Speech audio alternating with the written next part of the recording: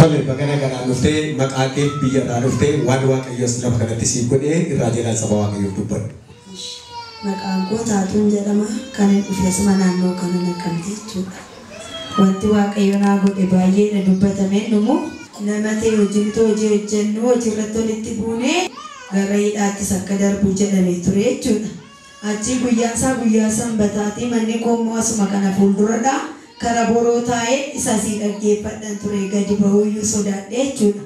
Achi obboleettiin koo saneen kara boroo madallaa banatti lixee maal hojjettaa naan jette nan taa'an jedheen maalas teessaa akka hidhaqnee dhaggeeffanna sagalee waaqayyoo naan jette lakki anonatti tolaan jiru gadi bahuuni as taa'ee dhaggeeffataan jiraan jedheen lakki kan hin deemna malee naan jette wayyaayyuun jijjiirradhu ennaan kanumaan ka'i naan jette ishine eegi bakka edeen kushinaa bira taa'ee dhaggeeffadhan ture ollixeen waraqata kisiisana fuudhee boorsaa koo keessa kaa'ee akkuma kana guutuu ture iddoo sanan taa'ee dhufee carraa argadhe jechuudha. Achi yeroon taa'u raajii kadhatanii fixanii xiqqoo tafe achi as deemanii achi deemanii naannoo kanaa nama waraqata kissii wayii baatee afurri waaqayyoo natti mudhaa jedhan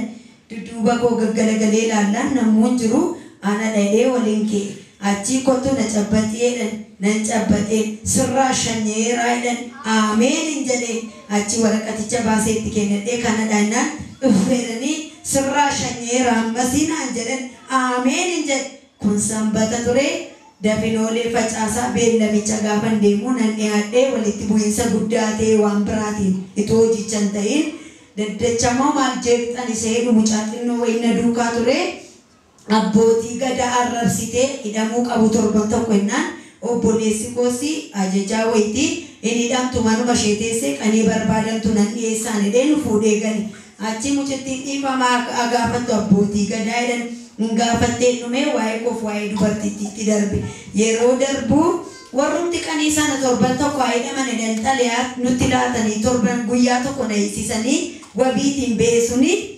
deebi'anii galagalaniitu dhuftanii dhufneerra mucaan dhiifamaa gaafattu gaafadhu mucaa xinnoodhaa ishii aartee dubbattee beektu seeraa seennee ngaafattee anaaf isheetti darbee dhuftanii dhufneerra dhiyaattanii dhiyaanneerra akkam gootan akkuma sin jettan haa ta'u nun akka goonu isa dubbii guddaa kee ture araaraan qabneerra har'a birrii 5,000 fidiif gaafa 15 har'a kanan waaree booda 30,000 fidiif naan jedhan rakkoon hin jiru inni wasaneenna duukaatti engalle manatti sa'aatii 7 kuni 8 yeroo ta'u manuma haadha keenyaatti buna dhunnee misaa nyaannee ol deebinee osanii wajjin birrii 5,000 sana isheen fuutee hin deemne inni aanne wulii wayyaa barreeffamu jedhan ofiima isaanii nuungaa waan masaan jedhanitti isheechuutti kaane sodaanne jechuudha dubbis gadi badaa walitti bu'iinsas hin barbaanneef isheedhanii galmaa'ee kompiitara irratti barraa'ee birrii 5,000 ishee fiddeettaa fi eeyyeenu kenniif ishii wasane kenniif ennaan hin barbaaduun jedhe hin barbaaduu mi'eetti maal malee dhaniin horrumti sun jennaan lakki an oliyyannoo man fudhaa'etti araaratti qabnee kana arrasiifa kafaltu gaafa 30 akkasiifa gootu jenne minena ituman du'ee hin barbaadu aniin fudhu birrii kanaa'itti akkasii jedhanii maal barbaadda reennaan oliyyannoo itti haa ta'u ka oliyyannoodhaa eesiifa laatan oliyyannoo kennaa fedhamee akka gootu kotte dhaniin ati gali mana keetti birrii kee 5,000 fudhadhuuti jedhan ishi galatoomaa jedhee gadi hin bee achi kottate dhaniin torbee har'aa waliyyannoo har'a laachuu hin dandeenyu torbee har'aa kottu fudhu gaafa dhuftumoo akka gootu jaarsoliinu sadanes ishees walitti iyyatadhattee dhaniin maaliif ennaan isa sheensii fidde sindidde araara sheensii gootee sindidde kanaafi sadan keenyaaf ishee walitti matta deemee dhaniin ishi galatoomaa inneen gallee amma guyyaa har'aatti wanti sun narraa waliin kaane waaqayyoon naa galateeffadha. Gooftaadhaaf galataa biyya fidaa. Kanan dhugaa baatii kana sodaadhee as beemmoo raajii miikiin yeroo gubbaa turanii ani yeroo sana waa'ee mabadaa jireenyi baay'ee danqamaa wayii keessan ture achi mucaa obboleettii koo tokko gaafan fidee dhufu amma miti tureera barrisaa hin jechuudha 2011 faanatti fakkaata mana gubbaatti sagantaa sindeemuu eessa sindeemuu dhiisee mataa hin ture waan hundumaa waan ta'etti qabame achi mucaa obboleettii koo tokko finnaan fixanii gadi yaa'aa jira namni mana isa gubbaatti warri kadhachuu barbaadan ol seenaa innaan ol hin seeni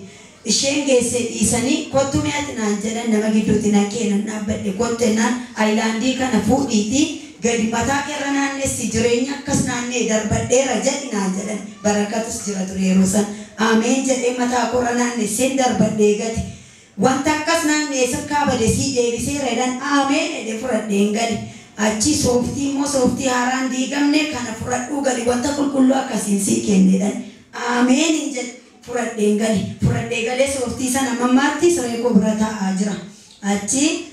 anaaf abbaan manaa koo mucaa koo jalqabaa godhannee gargar baanee waggaa 14 wala wallaallee turre aggaataamii sanaanii